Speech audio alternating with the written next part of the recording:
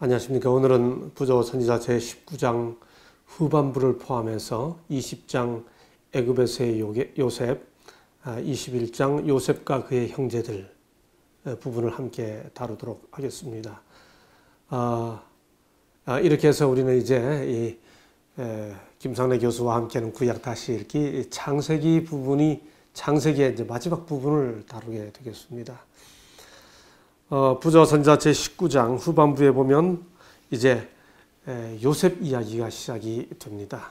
37장, 성경으로 하면 창세기 37장이죠. 이 37장에서 요셉 이야기가 시작이 되고요. 38장에서 유다 이야기가 삽입되어 있습니다. 그리고 이제 39장으로 요셉 이야기가 계속해서 이어지면서 50장까지 이어지게 되죠. 물론 그 생애는 야곱의 후반부 생애와 함께 겹쳐 있기도 합니다만 주인공은 이제 요셉으로 바뀌죠. 37장에서 시작된 요셉 이야기는 무려 창세기 50장 중에서 14개 장에 걸쳐서 기록되어 있습니다. 여러분, 창세기를 크게 두 부분으로 나누면 1장부터 11장, 12장부터 50장부터 나뉘어진다고 하는 것 기억나시죠? 1장부터 11장은 사건 중심입니다. 12장부터 50장까지는 사람 중심입니다. 1장부터 11장은 그 범위가 우주적이고 세계적입니다. 영어로 universal합니다. 그런데 12장부터는 이 부족, 가정 이야기가, 한 가족, 패밀리 이야기가 시작이 되죠. 11장까지는 일종의 prehistory, 원역사 이야기라면 이제 12장부터는 부조들의 이야기가 시작이 됩니다. 이 부조들의 이야기가 시작된 이후로 그 이야기가 어떻게 전개되는지 기억나시죠? 맨 처음 아브라함 이야기가 시작이 됐죠. 그 다음 아브라함의 아들 이삭, 그리고 야곱으로 이어졌습니다. 여러분, 그런데 이 아브라함, 이삭, 야곱으로 이어지는 이 이야기의 공통된 그 주인공들의 공통점이 다 뭔가요? 아브라함은 부름 받았고요. 이스마엘과 이삭이 있었죠. 그러나 이삭이 택함 받았죠. 야곱과 에서가 있죠. 그런데 야곱이 택함을 받았죠. 이게 무슨 뜻인가요? 메시아의 조상입니다. 여러분, 이 메시아의 조상을 중심으로 해서 우리가 누가복음 3장, 마태복음 1장에 기록되어 있는 예수의 족보를 살펴보게 되면 그 이야기가 내려오든 올라가든 여하튼 끝부분에 가면 이제 야곱, 그 다음에 야곱, 이삭, 아브라함으로 이어지지 않습니까? 그런데 이 야곱 다음에 언급된 인물이 누군가요? 유다죠. 여러분, 그러므로 창세기 12장 이후에 사람 중심으로 기사가 기록되어 있는데 아브라함 이야기, 이삭 이야기, 야곱 이야기 이렇게 기록되어 있는데 그런 공식에 의한다면 다음에 기록되어야 할 중심 인물은 유다입니다. 그런데 무려 14개 장에서 유다 이야기가 아니고 요셉 이야기가 기록되어 있습니다. 메시아의 조상을 빠뜨릴 수 없기 때문에 38장에서 유다 이야기가 삽입돼 들어가 있어요. 그러나 37장에서부터 시작된 요셉 이야기는 39장으로 가서 50장까지 요셉 이야기로 구성되어 있습니다. 메시아의 직계 조상이 아니라 반계 조상임에도 불구하고 요셉 이야기가 창세기 후반부를 이렇게 차지하고 있는 이유는 그 개인의 생애와 함께 그로 인해 이스라엘 민족의 역사가 애굽으로 들어가게 되고 출애굽으로 이어지게 되죠. 이 모든 과정이 요셉이라고 하는 인물이 애굽으로 팔려가게 된 것으로부터 시작되죠. 그렇기 때문에 요셉의 개인의 삶이 대단히 의미심장한 것입니다. 메시아의 조상, 직계 조상이 아님에도 불구하고요. 우리가 그런 큰 맥락의 이해를 가지고 37장부터 시작되는 요셉의 이야기를 살펴보아야 합니다. 이런 이유 때문에 흔히 요셉을 가리켜 창세기의 면류관이라고도 표현하기도 하고 예수 그리스도의 그림자, 메시아의 그림자라고 말하기도 하죠. 제가 아주 오래전부터 이 요셉 이야기를 어떻게 우리 청중들에게 쉽게 전달할까 고민을 많이 하다가 마치 야곱 이야기를 야망, 절망, 악망으로 정리한 것처럼 또 요셉 이야기를 네 단어로 요약했습니다. 요셉의 전체 생애를 이렇게 요약할 수 있겠다. 제가 제 나름대로는 아주 생각을 많이 한 것입니다. 여러분, 요셉 이야기하면 뭘로 시작하나요? 꿈 이야기로 시작하지 않습니까? 그렇죠? 다 아시잖아요? 그 다음에 꿈 때문에 어떻게 됩니까? 애굽에 가서 팔려가서 고생 많이 하죠. 고생 많이 하다가 요셉 생애의 세 번째 스테이지가 뭐죠? 애굽의 국무총리가 됐다고, 총리가 됐다고 하는 겁니다. 총리가 되는데 마지막 이야기는 뭐죠? 형제들을 만나서 용서하고 아름다운 모습으로, 정말 메시아 같은 모습으로 그렇게 요셉 이야기가 이어져 가죠. 저는 이 요셉의 생애를 지배하는 이 국면을 넷으로 나누어 가지고 첫 번째 꿈꾸는 요셉, 그걸 이상의 요셉, 이상을, 비전을 본다, 꿈을 본다. 두 번째는 그 꿈 때문에 애굽에 가서 팔려가서 고생 많이 하죠. 풍상의 요셉. 이때 상자 한자가 다릅니다. 이상 할 때하고 풍상. 풍상을 겪다가 요셉이 총리가 됐죠. 바로 다음으로도 봐줬습니다. 그야말로 1인 지하 만인 지상. 그걸 뭐라 그러나요? 영의정을 영상이라 그러잖아요. 영상의 요셉. 그렇게 됐던 요셉이 마침내 형들을 만나서 용서하죠. 이 모습은 뭔가요? 하늘의 면류관을 받을 이 금상, 상을, 그래서 금상의 요셉. 요셉의 생애는 제가 보기에는 큰 네 스테이지로, 네 국면으로 구성되어 있습니다. 이상을 보는 요셉, 풍상을 겪는 요셉, 영상이 된 요셉, 용서함으로써 금면류관을 받는 금상의 요셉. 이런 모습이 요셉의 생애입니다. 저는 이제 이 부조 선지자 19장, 20장, 21장에 나타나 있는 19장 후반부에, 야곱 이야기 후반부에 나와 있는 요셉과 애굽에서의 요셉, 그 다음 요셉과 형제들의 그 이야기를 이런 맥락을 따라서 함께 설명드리고 또 살펴보려고 합니다. 창세기 37장입니다. 부조 선지자 19장 후반부입니다. 37장 이제 1절에 보면 2절입니다. 야곱의 약전이 이러하니라. 요셉이 17세 소년으로서 그 형제와 함께 양을 칠 때 그 아비의 첩 빌하와 실바의 아들들로 더불어 함께 하였더니 그가 그들의 과실을 아비에게 고하더라. 우리가 이 구절만 보면 요셉이 이렇게 얄밉게 미움받을 짓을 했구나 하는 걸로 이 17살 때부터 이야기가 시작이 되죠. 그런데 이 요셉의 이런 모습에 대해서 부조와 선지자는 이렇게 설명합니다. 부조 선지자 209쪽입니다. 요셉이 형제들의 악한 행동을 목격했을 때 그는 매우 괴로워하면서 용기를 내어 부드러운 말로 그들을 충고하였으나 더욱 그들의 증오와 원한을 살 뿐이었다. 그는 그들이 하나님께 범죄하는 것을 보고 견딜 수 없어서 그의 아버지의 권위로 그들을 괘씸시키고자 하여 그 문제를 아버지에게 알렸다. 고자질을 한 게 아니고요. 정말 형제들과는 달리 의로움을 사랑하는 요셉의 품성으로 뭔가 그들을 회심시키기 위해 아버지에게 알렸다. 이렇게 요셉의 생애를 선의로 해석해 주고 있습니다. 그런데 우리가 잘 아는 대로 그 요셉이 형제들에게 미움받게 되는 결정적인 첫 출발이 있죠. 그게 뭔가요? 우리가 어릴 때 성경학교에서 배운 것처럼 그 유명한 채색 옷 사건입니다. 3절. 요셉은 노년에 얻은 아들이므로 이스라엘이 여러 아들보다 그를 깊이 사랑하여 위하여 채색 옷을 지었더라. 채색 옷을 지었더라.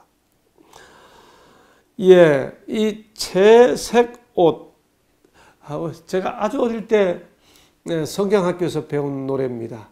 아롱다롱 채색 옷 사랑받던 요셉, 뭐 그렇게 노래하죠. 아이들까지도 이 요셉 하면 채색 옷으로 우리가 옷으로 설명합니다. 여러분 근데 이 채색 옷이라고 하는 이 히브리어 단어가 카톤이라고 하는 단어입니다. 요 카톤이라는 요 단어가 를 그대로 음력해 놓은 것이 COTTON 목화 영어의 카톤 바로 그 단어입니다. 성경에 이 채색 옷에 해당되는 요 히브리어 단어가 또 한 번 쓰인 경우가 있습니다. 사무엘하 13장 18절에 나오죠. 네, 거기는 채색 옷이라고 번역되지 않았습니다. 긴 옷이라고 번역되어 있습니다. 여기 부조 선지자 209쪽에 보면 이 요셉의 채색 옷을 이렇게 설명하고 있습니다. 일반적으로 고귀한 사람들이 입는 그런 값진 겉옷, 곧 무릎까지 내려오는 외투를 요셉에게 준 아버지의 무분별한 선물은 사무엘하 13장 18절에서 긴 옷이라고 번역된 것과 같은 맥락의 설명이 있죠. 예, 그러니까 채색 옷이라기보다는 아주 굉장히 고귀한 긴 아주 뭔가 신분의 차이를 느끼게 하는 그런 옷이었습니다. 여하튼 이 옷으로 나타난 야곱의 편애가 이 옷으로 나타났던 것이죠.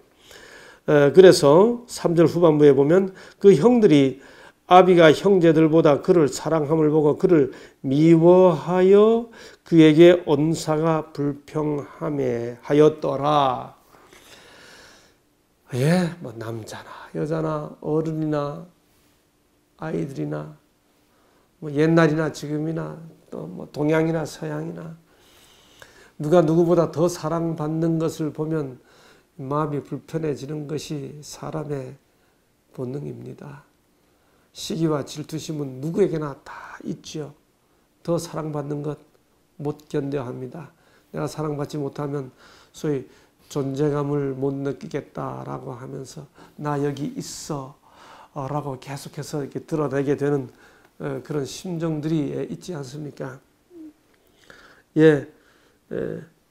그래서 이 부조 선지자는요, 계속해서 사랑받은 요셉보다는 그들을 시기하고 질투했던 형제들보다는 그렇게 분별 없이 했던 아버지에 대해 이야기합니다. 그런 야곱에 대해 어리석게도 야곱은 요셉에게 편애를 나타냈고 이렇게 말하고 있고요. 편애 무분별한 선물은 뭐 이렇게 어리석은 사랑, 무분별한 선물 이렇게 야곱이 아버지로서 섬세하지 못했던 것을 강조해 주고 있습니다. 이럴 때 요셉이 이들의 그 시기심에 이들의 그 불편한 마음에 기름을 붓는 그런 일이 생기죠. 바로 그것이 뭡니까? 야곱의 이상의 요셉, 꿈꾸는 요셉입니다. 요셉의 이야기가 이제 17살에 시작이 되는데 그는 아버지의 편애를 받으면서 늘 꿈을 꾼다는 말로 시작이 됩니다. 5절입니다. 요셉이 꿈을 꾸고 이 꿈이 어떤 꿈일까요? 여러분 현대 심리학자 중에 꿈 분석으로 인간의 정신세계를 다 분석해낸 유명한 학자 있지요. 프로이트. 소위 무의식에 이르는 왕도라고 꿈을 정의하지 않습니까? 그 꿈 이야기로 인간의 전체 삶을 인간은 뭐 1살부터 한 6살까지 이 전반기에 그 어떤 무의식적 세계 속에서 인간이 모든 것이 다 형성되고 꿈이 바로 그렇게 그 무의식을 드러내는 아주 왕도라고 그리고 그의 동료이면서 제자였던 칼 융이라고 하는 사람은 무의식의 세계를 더 깊이 들어가서 인간 배후를 지배하는 집단 무의식이 있다고까지 이야기하지 않았습니까? 우리가 이런 꿈이 있죠. 그런데 이런 꿈과 함께 아무 의미 없는 꿈이 있죠. 우리가 흔히 하는 말로 개꿈입니다. 그런데 이게 인간이 자연적으로 꾸는 꿈이 있는가 하면 하나님께서 주셔서 꾸는 꿈이 있죠. 계십니다. 하나님께서도 우리가 잘 아는 대로 다니엘에게 계시를 주실 때 꿈을 이용하여 주지 않으셨습니까? 요셉이 꿈을 꾸었어요. 영어로 꿈꾸는 자를 뭐라 그럽니까? dreamer. 꿈을 꾼다는 말로 시작합니다. 심지어 창세기 37장 이 37장 19절에 보면 아예 그 형제들이 요셉을 꿈꾸는 자가 오는도다. 드리머가 오는도다. 이렇게 말합니다. 뭐 정상적인 상태에서 생물학적으로 수면 상태, 우리의 몸이 꾸는 꿈이 있죠. 생리적 꿈이 있죠. 꿈은 또 하나의 상징적 의미를 가지고 있죠. 미국의 유명한 정치가 마틴 루터 킹이 I have a dream. 나는 꿈이 있어. 그때는 희망이나 소망을 가리키지 않습니까? 물론 요셉이 실제로 꿈을 꾸었어요. 그러나 이 꿈은 또 다른 의미에서 미래의 요셉의 모습을 정의해 주고 있죠. 저는 그래서 개인적으로 이런 소망이나 비전의 그야말로 이상입니다. 이상을 나타내 주는 꿈을 미래의 자기 모습에 대한 자기 정의라고 표현하기를 좋아합니다. 미래에 그렇게 되고 싶은 모습을 나타내는 것이죠. 꿈이 있어야 합니다. 한 개인이 꿈이 있어야 되고요. 한 공동체도 꿈이 있어야 됩니다. 꿈이 없으면 미래에 대한 설계를 세울 수가 없죠. 정말 힘든 것은 미래의 꿈이 없는 개인과 공동체가 아닙니까? 그래서 나온 저 유명한 말이 꿈이 없으면 백성이 방자해진다. 잠언 29장 18절. 이상이 없으면, 비전이 없으면 백성이 방자해진다라고 하는 것이죠.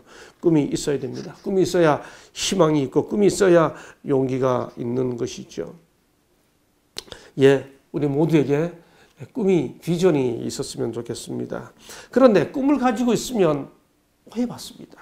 그 꿈을 성취하기 위하여 꿈을 이야기하면 반드시 오해받고 때로는 오해를 넘어 핍박을 받기도 하죠. 요셉이 자기가 받은 꿈 이야기를 아무 그야말로 의도 없이 형제들에게, 부모들에게 이야기, 그 유명한 볕단 이야기, 해와 달과 별 이야기, 절하는 이야기, 그런 이야기를 형제들에게, 부모들에게 하자. 아버지가 꾸중하면서도 마음엔 담았죠. 그러나 형제들에게 그런 이야기는 정말 우리가 자기에게 절한다고 뭐 이렇게 다 해석하면서 시기와 질투와 증오가 더 깊어졌죠. 그러다가 마침내 그게 뭡니까? 형제 요셉을 팔아넘기자. 멀리 양치러 갔을 때 요셉이 형제들을 만나러 갑니다. 그가 다가오는 것을 보고 꿈꾸는 자가 오는도다. 꿈꾸는 자가 오는도다. 자, 그를 죽여 한 구덩이에 던지고 우리가 말하기를 악한 짐승이 그를 잡아먹었다 하자. 그 다음 말 잘 보세요. 그 꿈이 어떻게 되는 것을 우리가 볼 것이니라. 여러분, 그런데 이 창세기 37장 20절의 이 말, 그 꿈이 어떻게 되는 것을 우리가 볼 것이니라 했던 이 말대로 요셉을 묶어서 구덩이에 던졌다가 또 유다의 제안으로 형 루벤의 제안으로 죽이지는 않고 그다음에 구덩이에 넣었다가 유다의 제안으로 애굽의 대상에게 요셉을 팔게 되는 이 과정, 그들이 그렇게 요셉의 꿈을 좌절시키기 위해 했던 그 일이 결국 요셉의 꿈을 이루는 수단이 되어버렸죠. 여러분, 요셉으로서는 엄청 상상하지도 못했던 고난이 그에게 닥쳤습니다. 그런데 그 일이 결국 요셉의 꿈을 이루는 과정이 되고 수단이 됩니다. 28절 때에 미디안 사람 상고들이 지나는지라 그들이 요셉을 구덩이에서 끌어올리고 은 20개에 그를 이스마엘 사람들에게 팔매 그 상고들이 요셉을 데리고 애굽으로 갔더라. 요셉이 애굽에 팔렸습니다.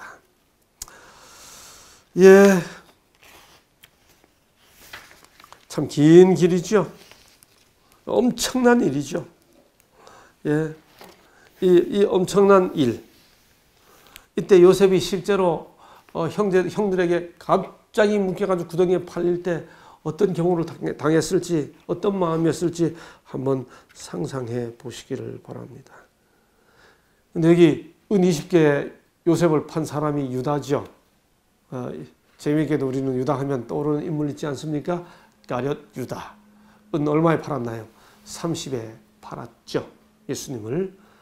마치 그래서 어떤 사람들은 이 요셉의 이야기와 예수님의 이야기를 무려 50개 이상이 서로 이렇게 병행된다고 하는 것을 찾아내서 요셉이야말로 창세기에 나타난 예수 그리스도다. 창세기에 나타난 예수 그리스도의 그림자다. 이렇게 설명하기를 좋아합니다. 자, 요셉은 참 억울하게, 참으로 무고하게 이런 일을 당했습니다. 그런데 이것에 대해 부조와 선지자 213쪽은 이렇게 설명합니다. 하나님의 섭리 가운데서 이러한 경험조차도 그에게 축복이 될 것이었다. 다른 방법으로는 여러 해 걸려서도 배울 수 없었을지 모를 것을 그는 몇 시간 안에 배웠다. 참 비참한 일이었습니다. 힘든 일이었습니다. 고통스러운 일이었습니다. 다시 214쪽은 이렇게 말합니다. 이 하루의 경험이 요셉의 생애의 전환점이 되었다. 그 무서운 재난이 그를 응석 부리는 아이에서 사려 깊고 용감하고 자제력 있는 어른으로 변화시켰다. 이 엄청난 일이 이 17살 먹은 어린아이에게 닥쳤을 때 이 아이는 결심을 했습니다.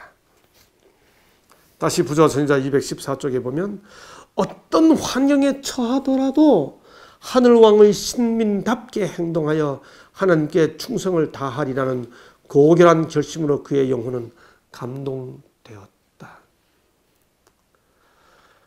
말 그대로 요셉의 환난입니다. 큰 고난의 구렁텅이로 빠져들어가게 되었습니다. 자기의 의도와 전혀 상관없이 생각해 보지도 않았던 일에 대해 자기는 형들을 지배하고 자기는 형들을 어떻게 하겠다는 아무런 생각 없이 그야말로 그저 꿈을 이야기한 것뿐인데 형들은 그것을 가지고 요셉을 몰아서 집단적으로 요셉을 묶어서 가장 가혹한 상태로 만들어 버린 것입니다. 요즘 말로 하면 왕따가 아니라 집단 폭행이죠. 그야말로 이지매를 시킨 것입니다. 요셉은 그렇게 애정을 느꼈던 형제들로부터 집단 이지매를 당하고 먼 땅 애굽으로 쓸쓸하게 고통스럽게 무섭게 팔려가게 되었습니다. 그런데 그때 요셉은 하늘왕의 신민답게 행동하겠다고 결심했다는 겁니다. 여러 해 배워야 할 공과를 17살 먹은 이 소년이 그날 하루에 배웠다는 겁니다. 예기치 않은 고난이 우리에게 닥칠 때 내가 생각지도 않았고 계획하지도 않았던 일을 네가 그렇게 하려고 했다고 말하면서 사랑하는 형제들이 우리를 가장 고통스럽게 할 때 우리는 그것을 어떻게 받아들여야 할까요? 오늘은 여기까지 하겠습니다. 감사합니다.